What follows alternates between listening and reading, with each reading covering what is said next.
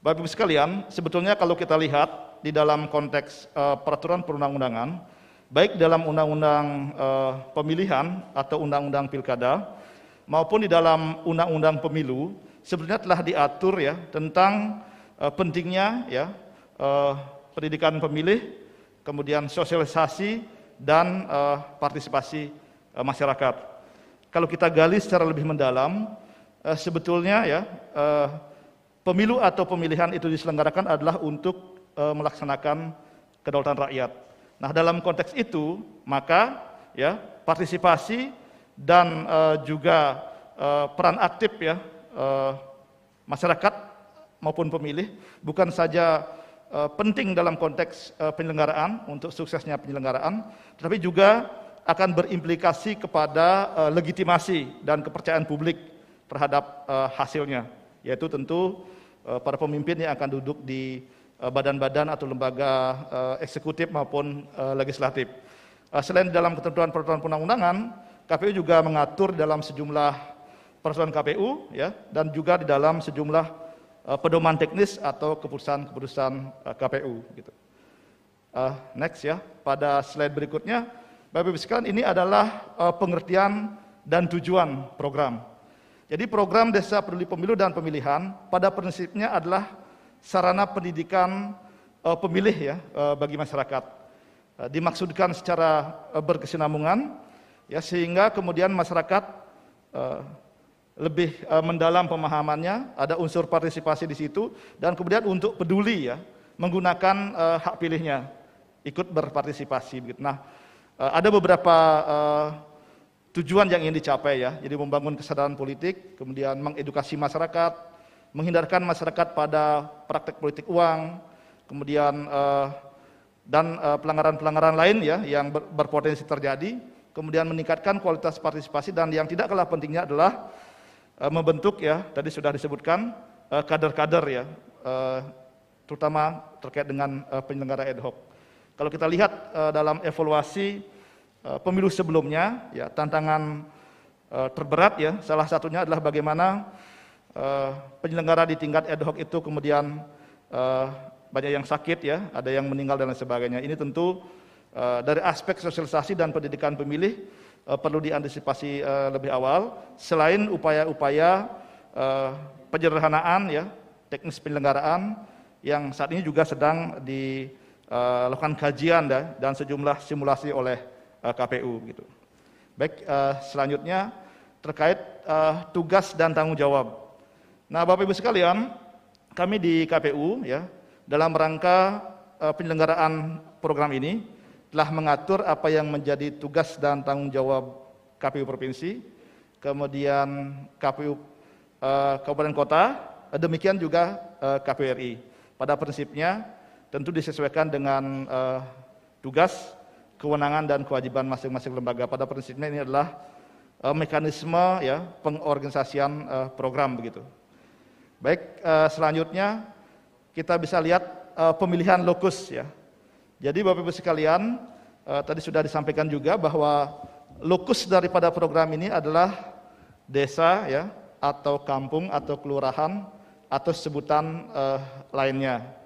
Jadi sebagai tahap awal ya dalam rintisan kami pilot project di tahun 2021 ini minimal ya ada 2 lokus untuk setiap provinsi. Tapi kami berterima kasih kepada jajaran yang ada di KPU provinsi, kabupaten kota dan pemerintah ya, termasuk pemerintah daerah, karena ternyata dalam perkembangan ada beberapa daerah yang sudah berkoordinasi ya, difasilitasi bekerja sama dalam rangka program ini, sehingga kemudian ya akan diselenggarakan di lebih dari 2 desa atau kelurahan dimaksud begitu.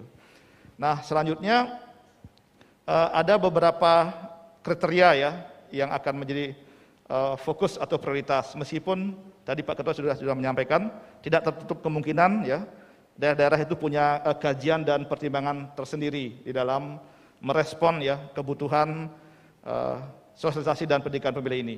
Misalnya adalah daerah dengan potensi pelanggaran pemilu yang tinggi, kemudian daerah rawan konflik ya atau bencana, atau daerah dengan partisipasi rendah. Jadi ini adalah prioritas pada kesempatan pertama. Tentu di tahun-tahun berikutnya ya, program ini diharapkan berkelanjutan dan kami KPU bisa meningkatkan ya, baik dari aspek kuantitas maupun kualitas penyelenggaraannya. Selanjutnya ya, Bapak Ibu sekalian, kita bisa pada slide berikutnya.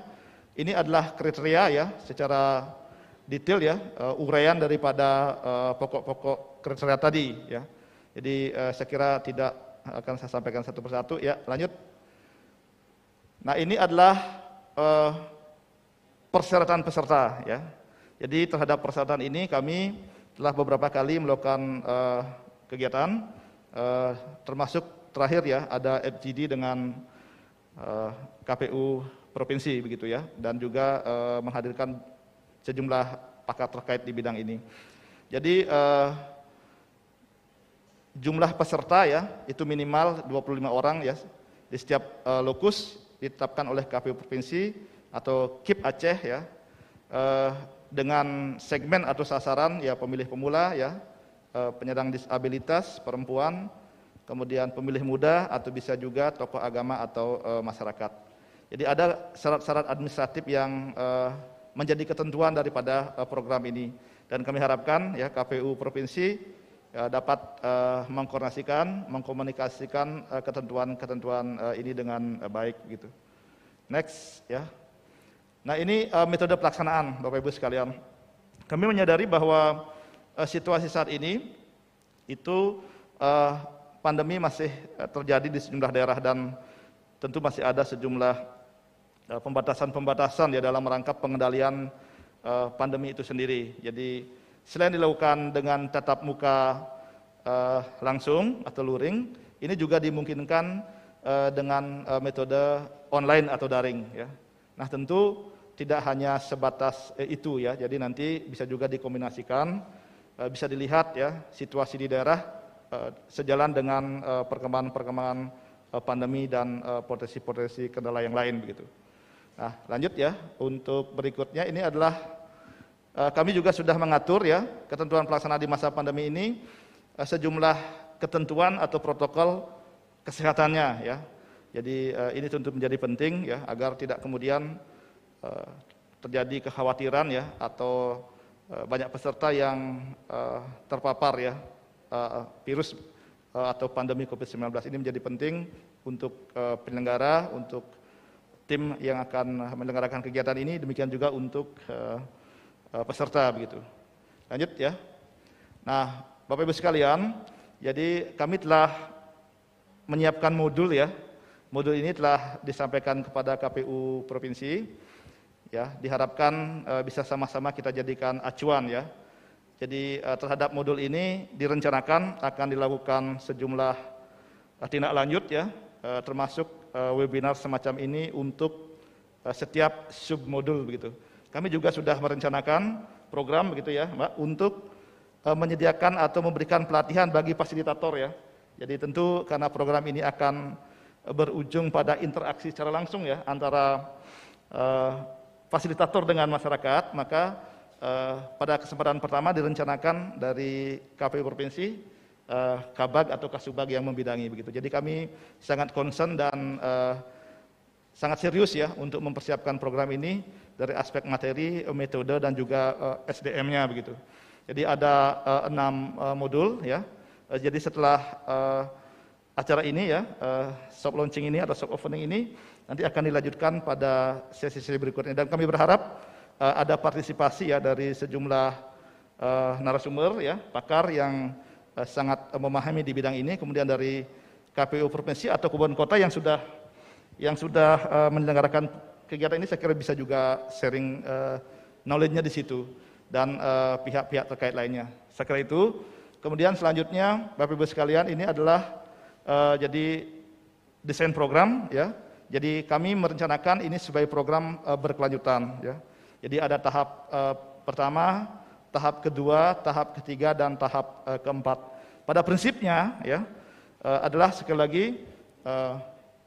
melakukan satu upaya sosialisasi dan pendidikan pemilih yang salah satunya adalah sebagai bagian dari persiapan untuk menghadapi penyelenggaraan pemilu dan pemilihan serentak tahun 2024. Jadi konsep dasarnya adalah jadi sosialisasi dan pendidikan pemilih ini dilakukan secara paralel ya dengan persiapan-persiapan tata kelola dan teknis penyelenggaraan ya.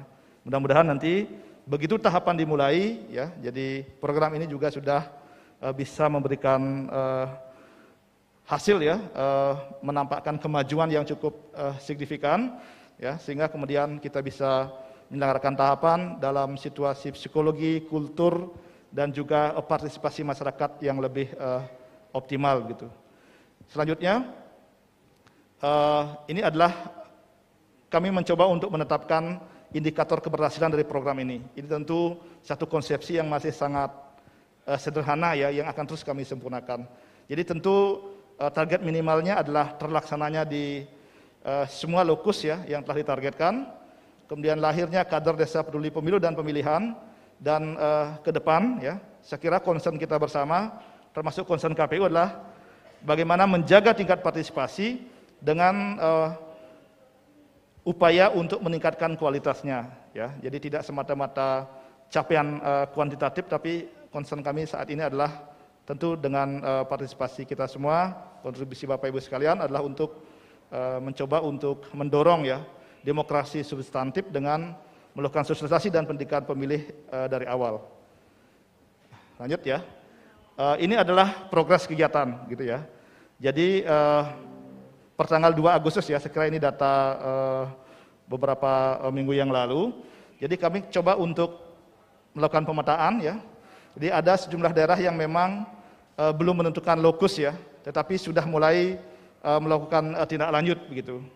Ya, sebagai contoh misalnya di Kalimantan Selatan ya, beberapa waktu yang lalu saya diundang untuk memberikan sejumlah arahan ya, termasuk juga sharing begitu terkait dengan persiapan program ini, karena memang di Kalimantan Selatan itu baru saja menyelesaikan terkait dengan PSU ya, Pilgub begitu misalnya. Kemudian sejumlah daerah lain. Jadi ada juga yang sudah melaksanakan, seperti Provinsi Bali misalnya sudah dilaksanakan, ada juga yang sudah menetapkan lokus tapi dalam proses pelaksanaan. Harapan kami tentu kepada daerah-daerah ya, provinsi untuk kemudian ya setelah kegiatan ini bisa menyesuaikan ya dengan situasi kondisi yang pada prinsipnya adalah program isi bisa berjalan. Nah, metodenya nanti kemudian disesuaikan, apakah bisa dilakukan secara luring atau kalau memang tidak secara daring gitu. Baik, lanjut. Ini adalah beberapa dokumentasi kegiatan ya yang sudah berjalan, dan tentu kami akan menghimpun juga ya perkembangan di masing-masing daerah gitu.